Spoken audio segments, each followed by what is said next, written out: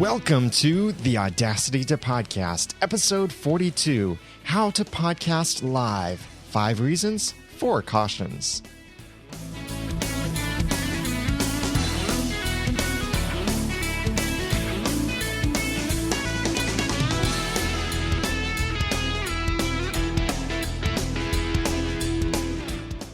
Thank you for joining me for another episode of the Audacity to Podcast. I'm your host, Daniel J. Lewis, also known as The Ramen Noodle on Twitter. That's also the name of my clean comedy podcast, which I would be delighted if you would check it out over at theramenoodle.com. But this is the podcast about podcasting. This is where I give you the guts and teach you the tools to podcast with passion, organization, and dialogue. What we do in this show is talk about podcasting in ways that you can podcast and also frequently focus entirely on Audacity. Every few episodes we'll do that. But today I am setting up the stage to talk about something that many have sent me questions about, technical questions about this. But before I can answer the technical questions, I want to answer the philosophical questions. This is about podcasting live, or live podcasting, live streaming, live broadcasting, whatever you want to call it. There are so many different ways to do it. So many techniques and methods and so many different setups of what kind of computer do you have? How many computers do you have? Do you have a mixer? How many microphones? How many co-hosts? Is it just you? Do you want sound effects? All of this and more can complicate this issue a whole lot. So I'm going to spend the next several episodes talking about how you can podcast live and giving you the tools to do that. But before we can even jump into how to do it, perhaps you are already a podcaster and you have this main question on your mind when you hear people talk about podcasting live and going live with their shows, and you perhaps have been a part of other podcasters who have done live shows or chat rooms or anything like that. And you've seen all of this and you're asking yourself a question. Why should you podcast live? I have 5 reasons for you that I think you should podcast live, and these are benefits to this. Let me tell you a brief little story first. When I first started podcasting back in 2007, I launched my flagship podcast called The Ramen Noodle, a clean comedy podcast. It's over at theramenoodle.com. Check it out, subscribe, all of that, laugh. In 2 years' time, I had published 8 complete episodes. That's right. 8. Not 80, not 18. 8 episodes in 2 years. There were several reasons why I was so terrible at releasing episodes. First of all was that my editing process was so complicated that it was taking me a long time to just create the episodes. And because it would take several hours to edit a 15-minute episode, that's why I didn't release episodes very frequently, is why I spend several hours on 15 minutes of episode. And I don't have the several hours to do that, or I didn't back then. I still don't today to do it like that. The payoff, the trade-off just isn't good enough. So it was taking me several hours, and I also just wasn't consistent with it. That really hurt my podcasting, is no consistency, no regular schedule. It seemed like almost every time I would record, I would say in it, I'm going to try and go bi-weekly now, or I'm going to try and do this monthly, or I'm going to try and release episodes weekly or regularly or anything like that. Never worked. Finally, in November of 2009, I got so frustrated with where I was with the Ramen Noodle that this was my flagship podcast, meaning the first one I started, and now it's the podcast that inspired the name of the network I host. Noodle Mix Network was named after, in some way, the Ramen Noodle podcast. So here's my flagship podcast. It's what I really wanted to do at the time, but I was terrible at releasing episodes. And I watch people like Cliff Ravenscraft and Leo Laporte and James Kennison and all of these people do these podcasts and do live podcasts.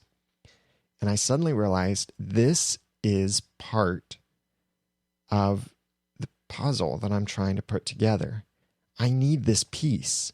That will help me. Now, before I explain benefits, understand, I'm not saying live podcasting is the be-all, end-all, fix everything about procrastination and everything, but it helps. It really helped me a lot. So what I did is back in October of 2009, I committed that a month from then, I would start podcasting weekly. Every Monday night at a certain time, and I would do it live on the internet. And I decided to do it live for several reasons.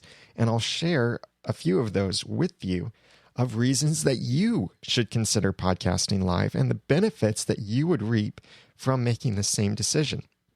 Now, I will say, of course, this isn't for everybody. If you have an extremely well-produced video podcast, it can be very difficult for you to podcast live, especially if you take the video camera out of the studio. Then it can be very, very difficult to do it live. But let's just consider the general podcast out there, the way that most of the audio podcasts and maybe even some of the video podcasts are. Audio, we'll stick with that. Why should you podcast live? Well, what I found and my primary reason and benefit that I get from podcasting live is that it gives me consistency and accountability. Consistency and accountability. Consistency in that I am releasing an episode every week. You know what that does for you? That alone, releasing an episode every week, that alone means that Google is seeing your site every time you update it, which is every week. People can come to your site and listen to new episodes every week. You can promote new episodes every week. So in your social networks and such, you have something new to promote every week. Being consistent, consistency and quality are the two things that grow an audience, the two best things that grow an audience. So if you can be consistent with your podcasting, then it will help you grow your audience. And the accountability part is helping you be consistent, because when I started live podcasting, the reason I chose to do it live at a certain time is I decided I will do it then because people will come to depend on it. They'll know that at such and such time, Daniel will be podcasting. I'm going to go check it out. So when I went there and started podcasting live like that, I found that people were coming and hearing it live. And if I missed an episode, if I missed one particular time, then I would see comments in the show notes afterwards saying, where's the show? Is there a show tonight? Is anyone there? When's the show going to be? And if I didn't update those people that there wasn't going to be a show, then, they sent me messages. It helped me stay accountable. And so first thing is consistency and accountability. Second is it's a bonus experience and content for your audience. See, when your audience comes and watches your show live, then they're getting some bonus material. And I'll address this more in a bit, but I'm not saying that the time, your main time of your podcast, the content of your podcast should be especially a bonus to the people who are there live. But I'm saying the whole experience is a bonus, because once you turn on that camera or audio and you start going live, then you are a human being that people can interact with you, and they'll hear you tell jokes. There have been so many times I wish I started the recorder earlier or kept it going later, because we had some hilarious conversations before or after a show that didn't make it into the recorded podcast, or sometimes on the Audacity podcast when I've recorded it live, or I do record it live. So many times after I record it live, some people will have some questions. And so they'll put out some points or questions and such, and we'll interact. I'll answer some of those things, or I'll ask questions from them. It's bonus content. Now, yeah, the downloading listeners are missing it, but they don't know they're missing it. So maybe it's okay. It'll be our little secret. But it's not, in a way, it's something that's an added bonus to arriving. It's kind of like if you decide to go grocery shopping on the weekend or on a Friday evening, depending on your location, you kind of get the bonus of free samples of food. You could almost make an entire meal out of grocery shopping, especially if you go to places like Sam's Club or Costco where they give tons of food, or GFS or anything like that. Just rotate between the stores and you get all of these free samples. It's a bonus.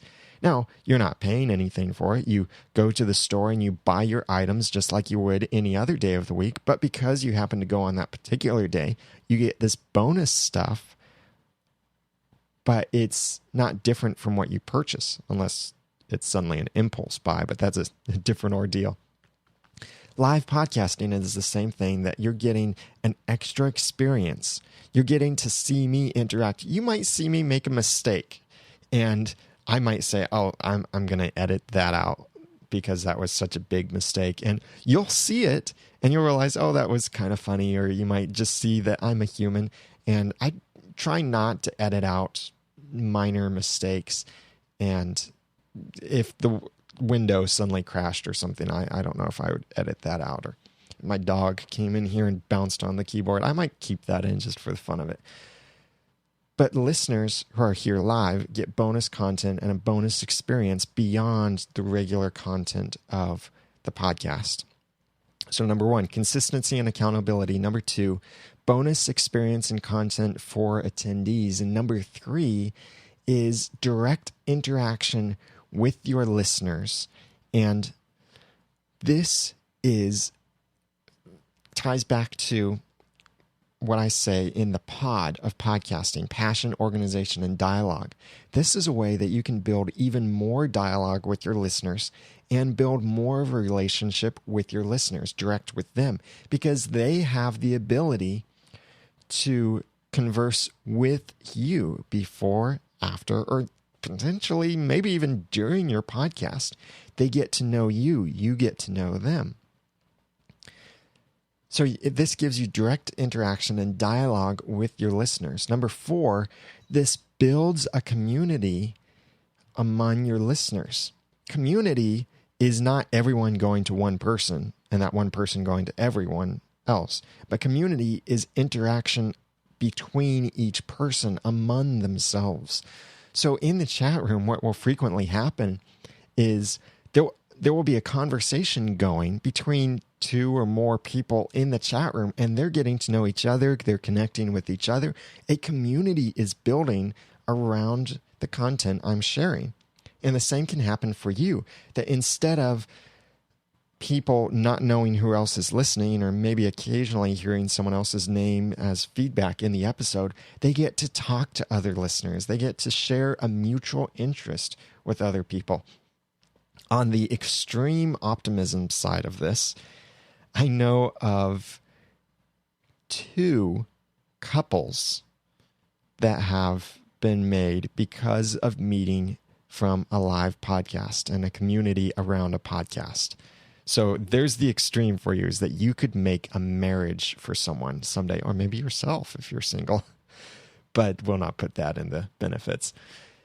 So consistency and accountability. And on consistency and accountability, there is also the note, and I got this from the chat room just now, that when you consistently release content, it takes the guessing game out of the equation, so your listeners can know generally when you're going to have episodes on your podcast, so that they'll know that generally every Monday or Tuesday you'll have a new episode out. Or that way, if it's several days later and they haven't seen an episode, they'll call or email or something and ask, "Are you dead? Did you stop podcasting? Did you fade?"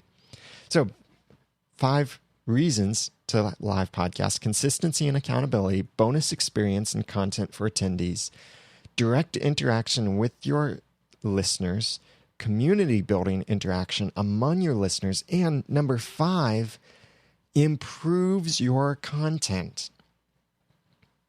Now, this might sound odd for you to hear, But think about this. And I have so many examples of this, but I won't share all of them. But consider this. You are podcasting and something comes to your mind and you say, oh, hey, I just remember there was a song. There's a song about unicorns. And it's by this crazy guy. The song is like pink, fluffy unicorns. I can't remember the name. Who was it that did that? Oh, I can't remember. And then, boom, someone in the chat room says, oh, it's the guy Sons to Wear Pants to. And here's the link to the video. The chat room then answered my own question and improved my content because instead of my just saying, there's a video somewhere out there, I think, that has something to do with pink unicorns or something. I don't know. Look for it and you might find it. And that's making you do a lot of work. Like the downloading listeners, I don't want to make you have to go and search for something. I want you to know right where it is. So if I'm saying that, the chat room gives me the answer, then I have that answer there and I can say, oh yeah, it's this. I'm linking you then directly to the content, or I can include that then in my show notes. The chat room can also improve the content by adding to what you're saying, or not just correcting or answering issues you face, but adding to what you're saying. Like there might be a case where I know some friends of mine do a podcast about social media and also about Apple and Macintosh computers. And there are frequent times when they'll mention something like an application and they'll say, this works great on the iPhone and blah, blah, blah, iPhone, blah, blah, blah, iPhone, blah, blah, blah, iPhone, blah, blah, blah, iPod Touch, blah, blah, blah, iPhone, blah, blah, blah, iPhone. And here I am. I'm an Android phone user, and I love my HTC Thunderbolt. But it's an Android phone, which means it's not an iPhone.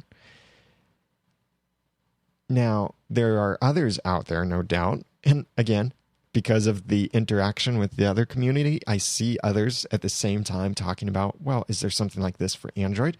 And so I can add to that by saying, by the way, this is also available for Android, and it works great. Or if you want Android, then if you're on an Android phone, then you can use this application instead. It does the exact same thing, or it's by the same people, just different name, whatever the case is.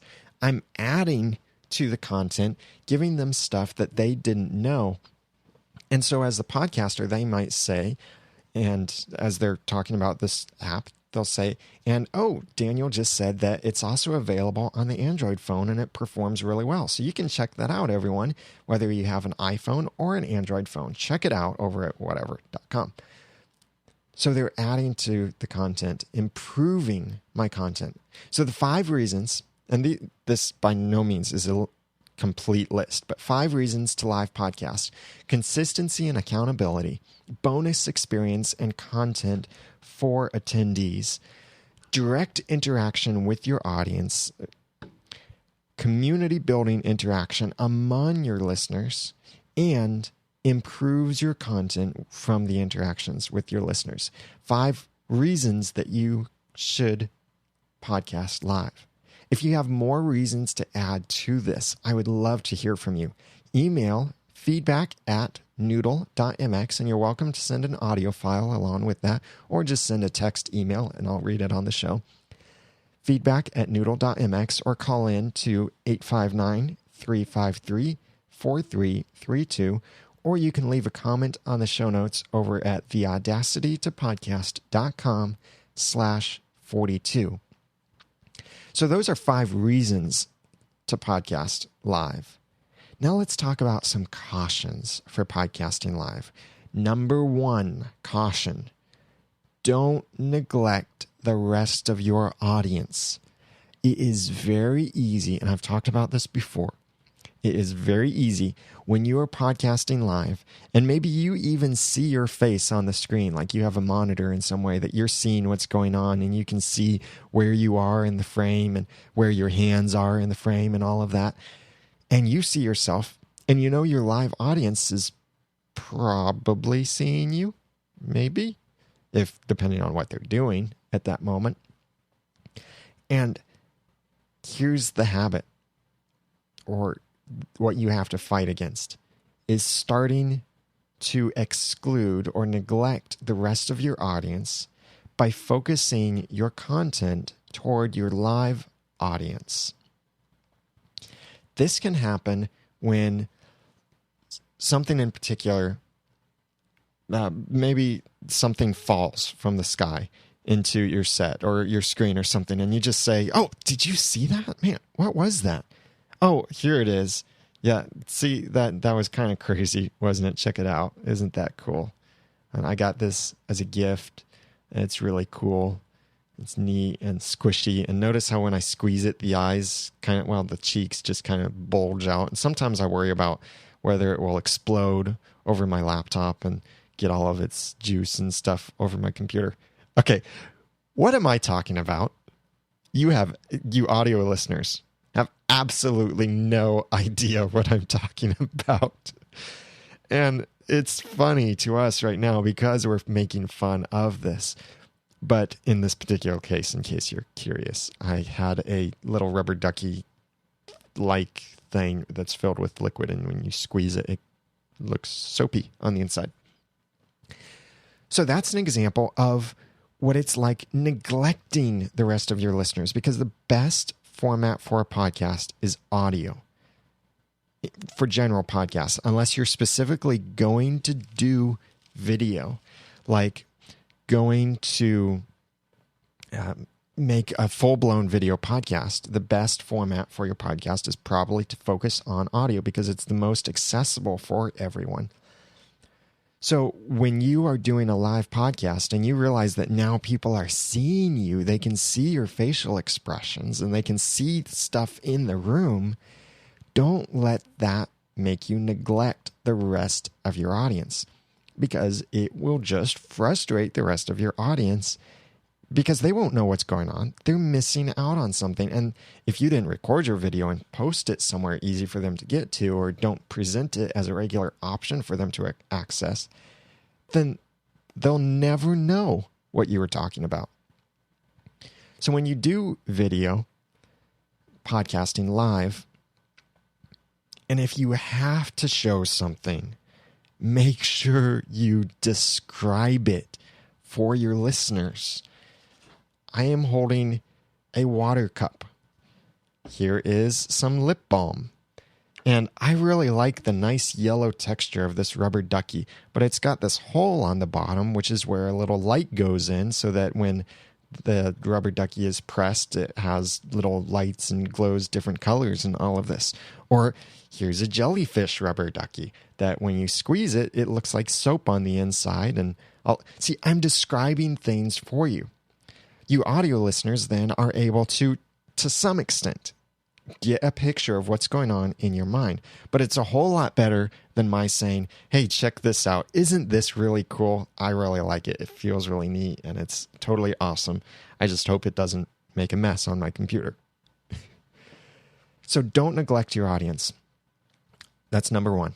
Number two, don't let the chat room or other technology you're using distract you.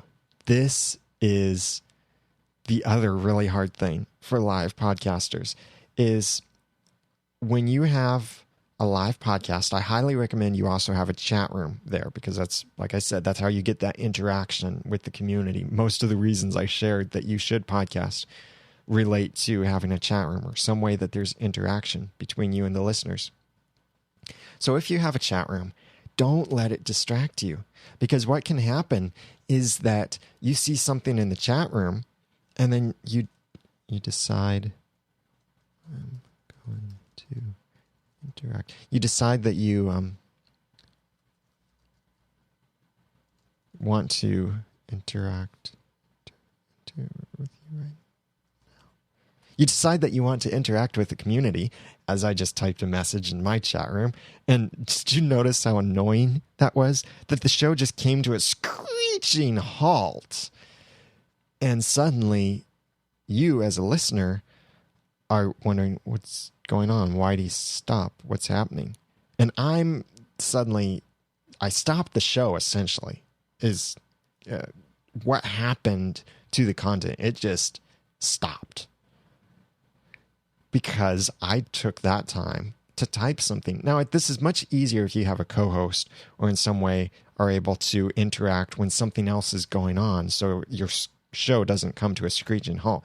But always make sure you're focusing on your content. So if your co-host is saying something and you're interacting in the chat room, then your co-host asks you a question, you're in a tough spot because you have no idea what they said. You weren't paying attention.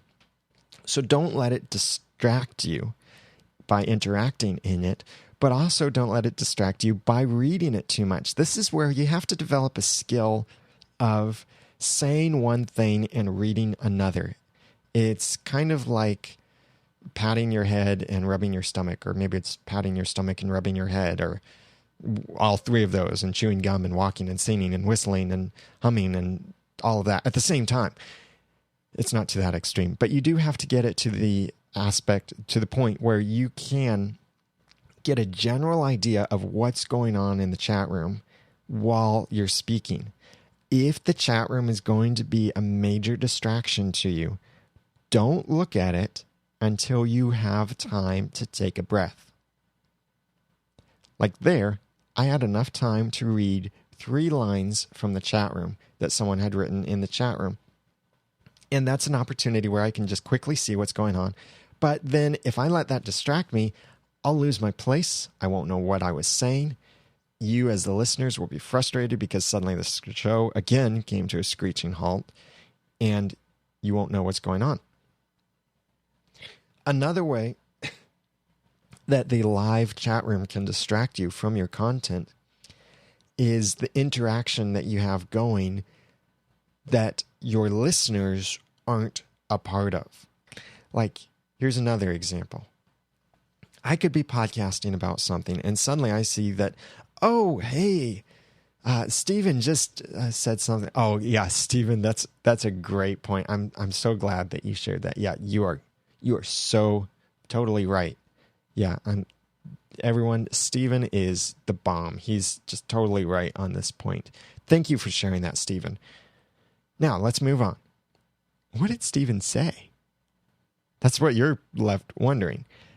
Because I drew attention to something that you weren't a part of.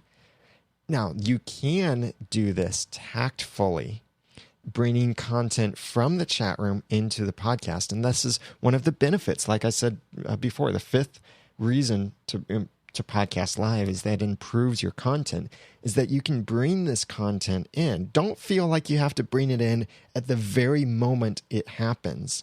Bring it in when it is relevant. If you're past that point of relevancy, then do a quick review and bring it in then, kind of like I had done earlier.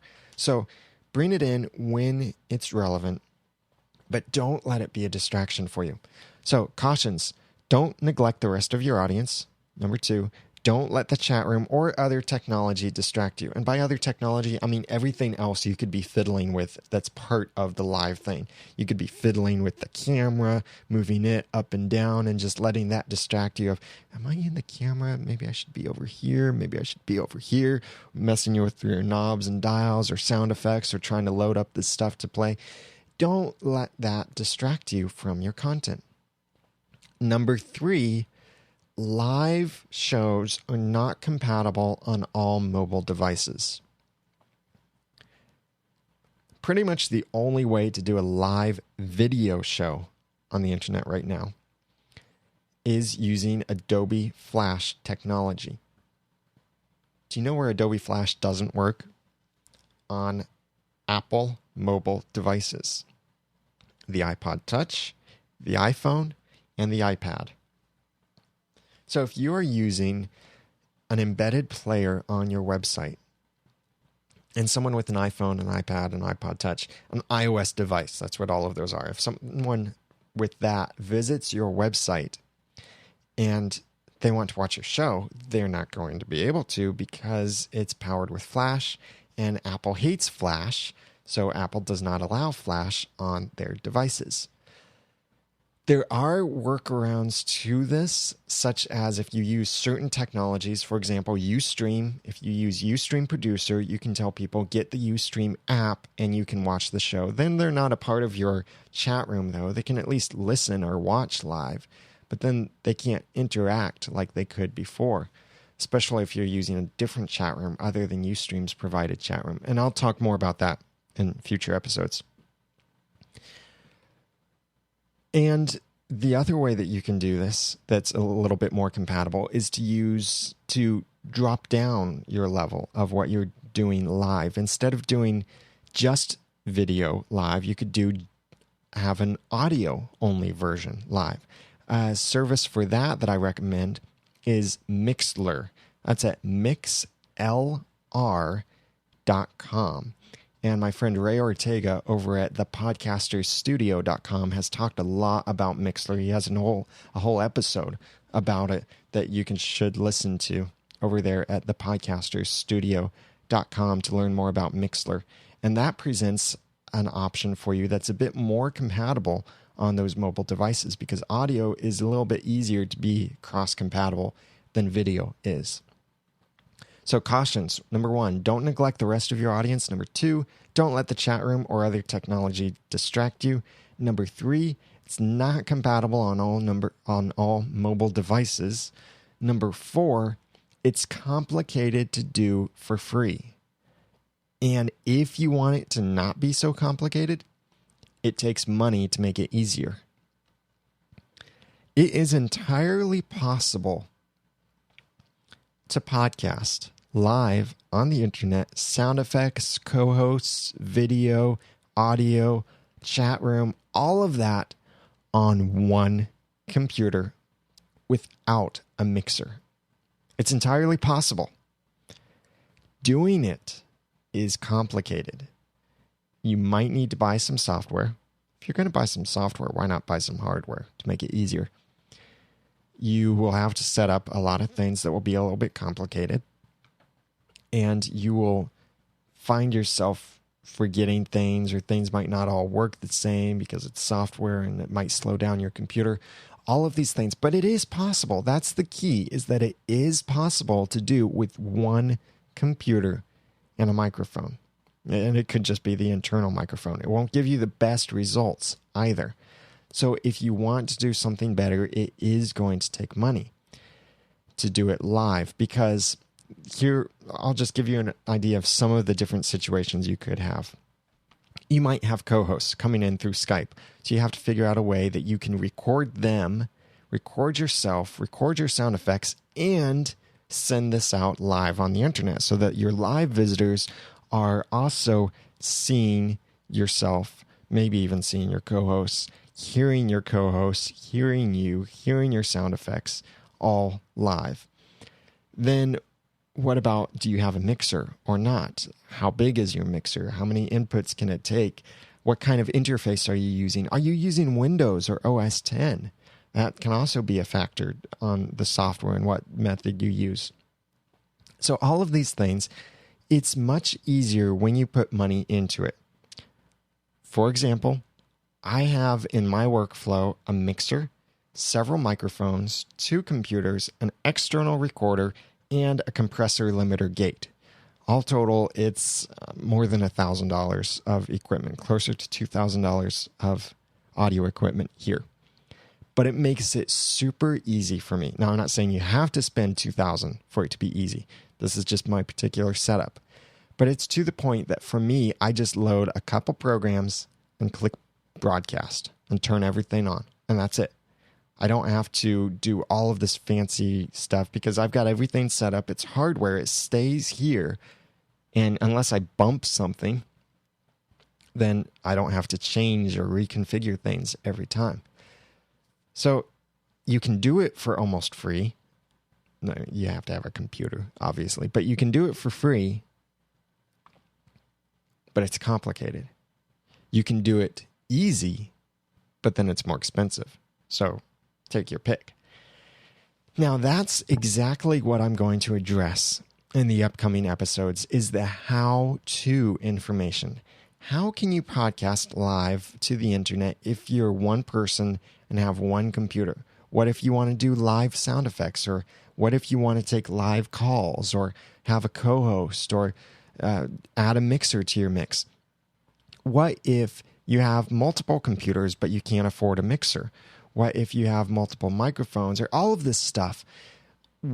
all of these different situations, and I've tried to come up with the basic ones, and here they are. I'll give you a preview of this one. And when I say PC, I mean either Windows or OS 10 PC, because they're both personal computers, really. So I'm using it in the broad sense of the term.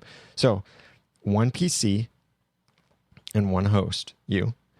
One PC, one host, and sounds like music or audio that you need live. One PC, one host, sounds, and a mixer. Or one PC and multiple hosts, one PC, sound effects, and multiple hosts, or one PC, mixer, sound effects, and multiple hosts. Or then there's all of that with two PCs or multiple PCs into the mix. Sounds and a couple PCs or sounds. Maybe you don't have a mixer, but you have two computers that you can use. Or maybe you have a mixer and three computers and all of this. So that's what I'll be talking about in the upcoming episodes is the how. I'll also be talking about some of the specific technologies that you can use, like looking at Livestream and Ustream and Bambuser and Justin.tv are different technologies you can use. Which one is my favorite? I like Ustream right now. But what are advantages of some of them and what are some of them? Maybe you didn't know there were other things other than Ustream. And it's pronounced Ustream, by the way. I heard someone pronounce it Ustream, but it's Ustream. Or what if you want to do audio only? Well, Mixlr is a great option for you. But how do you use it? How do you set it up? How do you put it on your website? Because I highly recommend everyone have the live shows on their website. Don't point people to someone else's website, like Ustream's website. Put it on your site. How do you put it on your site? How do you set up this technology? How do you connect your mixer to the computers to do the Skype calls and all of this? How do you play your sound effects live and get it into the recording? How do you add an external recorder into this whole mix? And all of this and more, the how-tos of doing live. I'll be addressing that in the next couple episodes. It's far too much content for just one episode, so that's why I'm saying it will have to be spread across several episodes. And if you have some specific questions of the hows, I would love to hear from you. Email feedback@noodle.mx or call in to 859-353-4332. You can also leave a comment on the show notes over at the audacity2podcast.com/42. Now, I had those 5 reasons and 4 cautions about live podcasting. Maybe you have something to add to that. I would love to hear from you and love to include that in future episodes of what are your reasons for live podcasting, or what reasons do you think I missed? Because by no means am I saying that I know everything and this is the ultimate reason and all of that. No.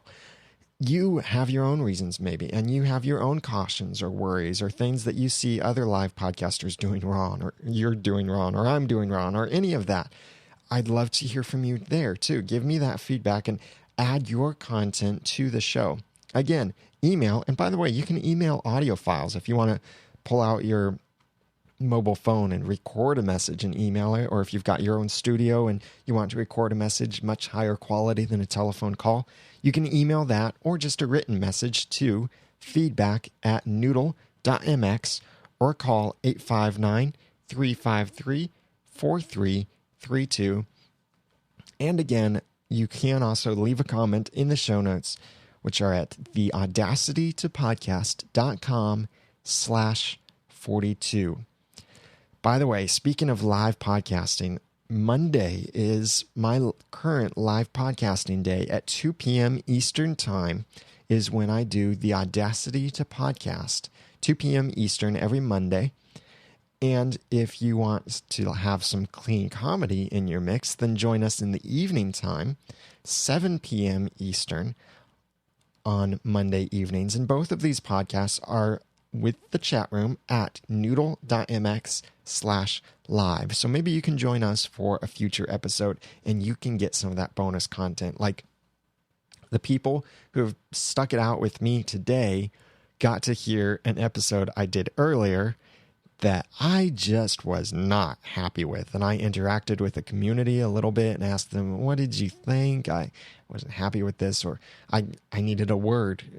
I was having problems figuring out a word I needed for my show notes. So I interacted with them before I recorded this episode, and they helped me out there, and it was great. And I love the community that's growing there as we do these live shows. So join us every Monday at 2 p.m. Eastern Time for the Audacity to Podcast, or 7 p.m. Eastern for the Ramen Noodle Clean Comedy Podcast. And we would love to have you be a part of either of those by sending your feedback or just by being a part of the community that's there and interacting together. Check out the show notes at theaudacitytopodcast.com/42. You remember that I'm a web designer and I am now self-employed. So if you need help with a website or cover art for your podcast, please send an email to me, Daniel@noodle.mx. And also check out the website podcastcoverart.com to see what kind of podcast cover art I can design for you to make your message look great. Or if you even need podcast consulting, I'm available for that too. Just email Daniel@noodle.mx. Now that I've given you some of the guts and taught you some of the tools, it's time for you to go podcast with passion, organization, and dialogue. I'm Daniel J. Lewis. Follow me on twitter.com/theramennoodle. Thank you for listening.